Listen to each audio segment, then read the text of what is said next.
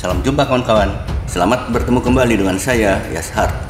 Pada artikel sebelumnya, saya sudah mempresentasikan artikel Mengapa Struktur Semesta adalah Model Awan dan Hujan. Kali ini saya akan mempresentasikan bukti ilmiah terhadap semesta, model awan, dan hujan. Oke, bukti-bukti ilmiah bahwa struktur semesta adalah model awan dan hujan. Semesta, model awan, dan hujan adalah model semesta yang mempunyai pola sama dengan pola bumi dan awan di langit, di mana klaster-klaster galaksi mempunyai pola sama dengan awan di langit bumi kita.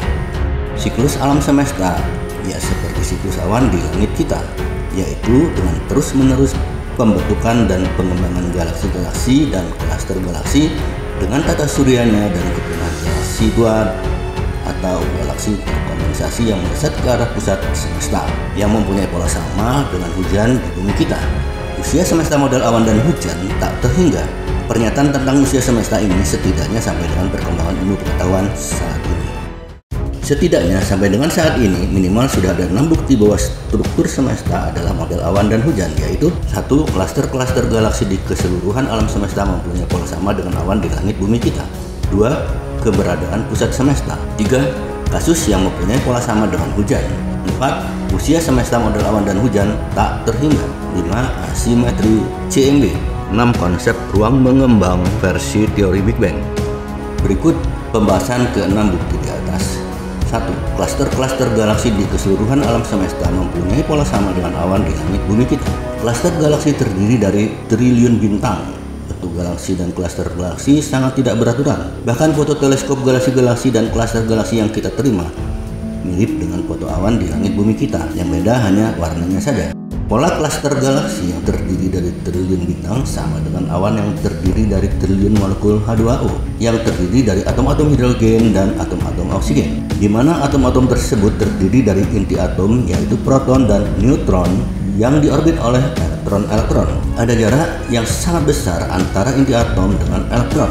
Jarak ini jauh lebih besar dari ukuran elektron. Demikian juga jarak antara satu atom dengan atom lainnya jauh lebih besar dari ukuran elektron. Keadaan ini mempunyai pola sama dengan tata surya, di mana ada jarak yang sangat besar antara bintang dan planet. Jarak antara bintang dan planet jauh lebih besar dari ukuran planet. Situasinya, sistem tata surya di klaster galaksi mempunyai pola sama dengan struktur atom. Bumi dan planet-planet mempunyai pola sama dengan elektron. 2. Keberadaan pusat semesta. Bukti keberadaan pusat semesta adalah klaim Dark-Flow oleh Kaslinski dan kawan-kawan pada tahun 2008. Klaster-klaster galaksi yang jauh di sana mengalir secara misterius dengan laju 1 juta mile per jam pada jalur terpusat ke arah selatan di antara konstelasi Centaurus dan Hydra, diambil dari referensi 4.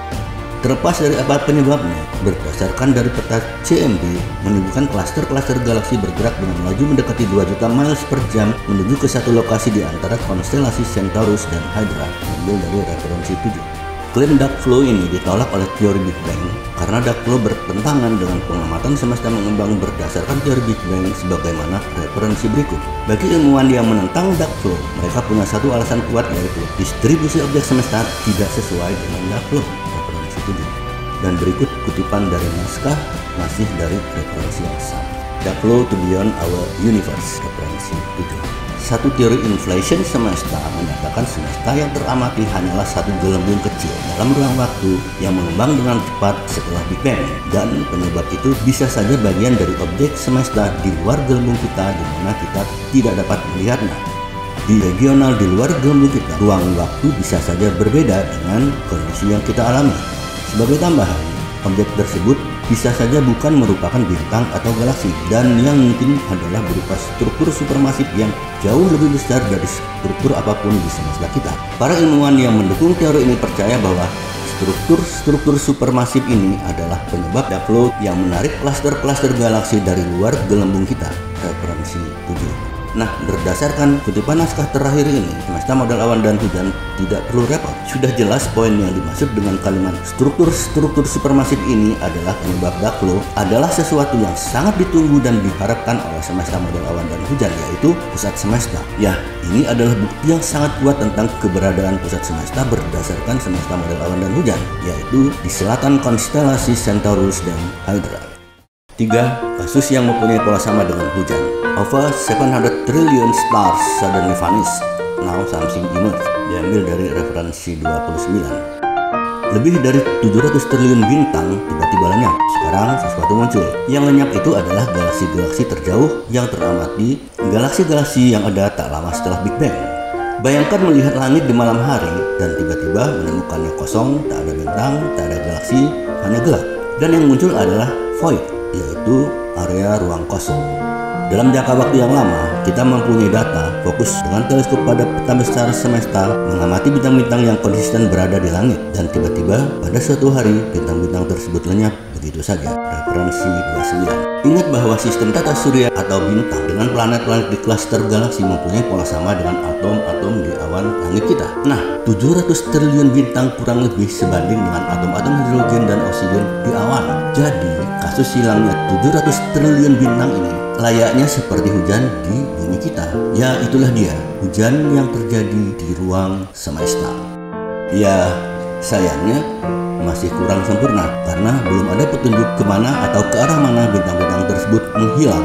Tapi setidaknya teori Big Bang belum bisa menjawab misteri kasus hilangnya 700 triliun bintang ini. Sedangkan semesta model awan dan hujan dapat menginterpretasikan bahwa kejadian tersebut mempunyai pola sama dengan pola hujan di bumi kita. Dan peristiwa hilangnya 700 triliun bintang ini sangat penting bagi semesta model awan dan hujan. 4. Usia semesta model awan dan hujan tak terhingga. Berikut terjemahan kutipan dari artikel di YouTube. James Webb Telescope just detected 750 galaxies beyond the observable universe. Referensi 27. James Webb Telescope terakhir ini mendeteksi 750 galaksi di luar ruang semesta teramati berdasarkan pernyataan ilmuwan bahwa semesta berasal sekitar 13,7 miliar tahun yang lalu, yaitu peristiwa Big Bang.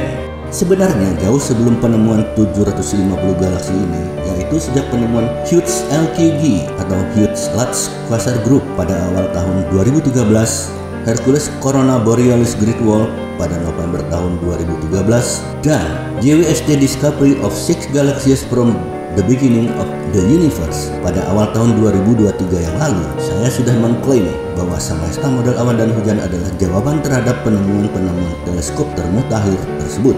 Alasan jawabannya adalah karena semua penemuan tersebut menentang usia semesta 13,8 miliar tahun, sedangkan usia semesta menurut model awan dan hujan adalah tak terhingga, sehingga tidak bermasalah dengan semua penemuan JWST termutakhir tersebut. 5. Asimetri CMB. Menurut teori Big Bang, Cosmic Microwave Background (CMB) adalah jejak percikan peninggalan radiasi kejadian Big Bang sejak semesta mulai terbentuk. Referensi 17. Semesta terbentuk sejak 13,8 miliar tahun yang lalu, disusul oleh kemunculan CMB sekitar 400.000 tahun sejak Big Bang. Referensi 17. Tapi semesta memperlihatkan misteri di mana hemisfer selatan sedikit lebih panas dari hemisfer utara. Menurut teori Big Bang, CMB seharusnya sama di seantero semesta. Referensi 2. Ya, karena asimetri tersebut sekitaran kecil saja, teori Big Bang mengabaikan pengamatan ini atau mengekspresikan bahwa itu masih dalam toleransi ketelitian pengukuran. Nah, ini adalah jawaban semesta model awan dan hujan tentang CMB. CMB adalah jejak dinamis dari dark matter. Dark matter adalah sebaran materi terkompresi dengan ukuran mikro atau sangat kecil di ruang semesta. Mengacu pada turunan persamaan gravitasi Newton, F sama dengan G kali D1 kali D2 kali M1 kali M2 dibagi T1 kali T2 kali R kuadrat, maka dark matter hanya ada pada temperatur yang sangat rendah, mendekati 0 derajat Kelvin. Itulah sebabnya temperatur CMB menurut semesta model awan dan hujan berada di sekitaran 2,73 derajat Kelvin. Dan menurut semesta model awan dan hujan, hemisfer selatan memang harus sedikit lebih panas dari hemisfer utara karena pusat semesta yang berada di selatan konstelasi Centaurus dan Hydra. Persamaan polanya dengan bumi kita adalah makin jauh dari permukaan bumi, maka temperatur akan makin dingin. 6. Konsep ruang mengembang versi teori Big Bang. Semesta model awan dan hujan mempunyai catatan bahwa pengamatan yang kita dapat sampai dengan sekarang ini adalah ruang di sebagian dari keseluruhan ruang semesta. Semesta model awan dan hujan mengekspektasi bahwa semesta teramati masih lebih kecil atau jauh lebih kecil dari 20% dari keseluruhan ruang satu semesta. Pernyataan ruang mengembang versi teori Big Bang sebenarnya adalah kondisi yang mempunyai pola sama dengan kejadian berikut. Apabila kita melepas ribuan balon terbang dari satu lokasi kecil di bumi, maka balon-balon itu akan menyebar di udara. Dalam penyebarannya, ada waktu lumayan relatif lama di mana setiap balon akan mengamati balon-balon lainnya saling menjauh. Dengan kecepatan menjauh bertambah seiring dengan pertambahan jarak antar balon-balon tersebut atau mendekati persamaan Hubble. Selain 6 bukti di atas, kita sedang menunggu bukti yang ketujuh, yaitu 7 perjalanan Voyager 1 dan Voyager 2. Perjalanan Voyager 1 dan Voyager 2, kawan-kawan bisa mengikuti perkembangan Voyager 1 dan Voyager 2 di NASA Space News, NASA Space Information, dan banyak referensi lainnya. Menjelang dan ketika mulai menjelajahi ruang antar bintang, keluar dari sistem tata surya kita, diharapkan akan bisa menjawab apakah konsep dark matter versi semesta model awan dan hujan benar atau salah. Menurut semesta model awan dan hujan, dark matter adalah partikel materi terkompresi berukuran mikro yang berada di ruang semesta. Materi terkompresi adalah materi di mana tidak ada ruang sama sekali di keseluruhan materi tersebut.